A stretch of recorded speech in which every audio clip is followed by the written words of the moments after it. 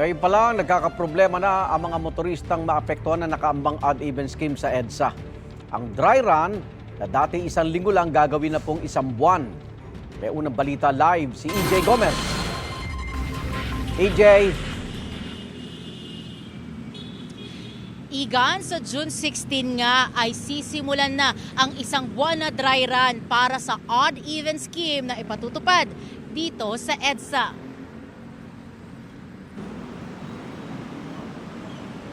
Nasa halos kalahating milyong sasakyan ang dumaraan sa EDSA araw-araw base sa datos ng MMDA. Sa dami niyan, laging matindi ang traffic. Sisimulan na ng gobyerno ang EDSA rebuild dahil napag-iiwanan na raw ang disenyo at materyales ng kalsada. Gagawin na rin daw itong flood-free area. Para maiwasan ang Carmageddon habang gumugulong ang EDSA rebuild, ipatutupad ng MMDA ang odd-even scheme sa EDSA simula June 16. Sa ilalim ng odd-even scheme, bawal sa EDSA sa Lunes, Miyerkules at Biyernes ang mga sasakyan na may plate number na nagtatapos sa 1, 3, 5, 7 at 9.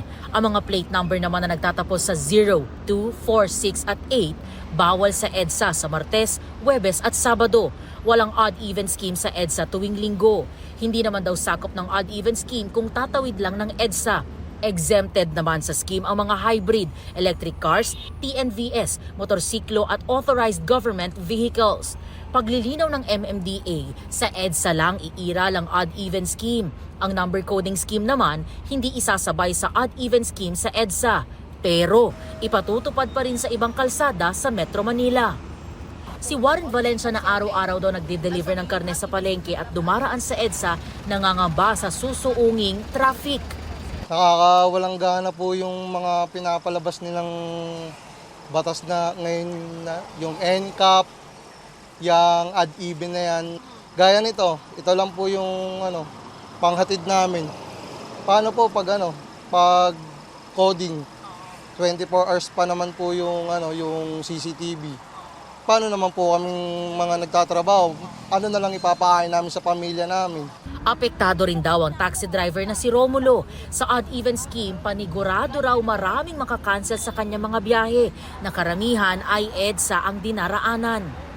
Hanapan na lang po ng ibang madadaanan. May mga alam naman mga alternate na daanan. Wala po tayong magagawa.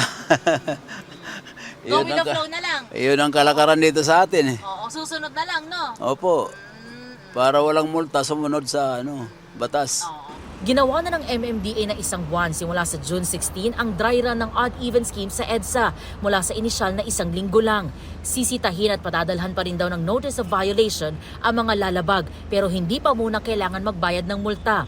Sa ngayon, 24/7 ang implementasyon ng odd-even scheme. Para magkaroon naman ng alternatibong daan, magiging libre ang toll sa ilang segment ng Skyway na ipatutupad sa kasagsagan ng EDSA rebuilding. Sa chain lane naman muna ang sa mga nagmomotor o bisikleta.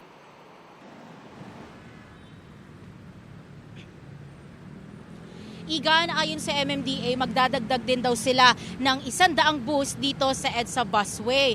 Magdadagdag din daw ng tren sa MRT at titingnan kung kaya o pwede bang i-extend ang operations nito. Paalala ng MMDA, NCAP o No Contact Apprehension Policy ang uhuli sa mga lalabag sa odd-even scheme.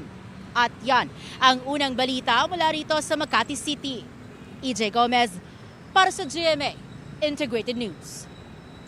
Igan, mauna ka sa mga balita, mag-subscribe na sa GMA Integrated News sa YouTube para sa iba't ibang ulat sa ating bansa.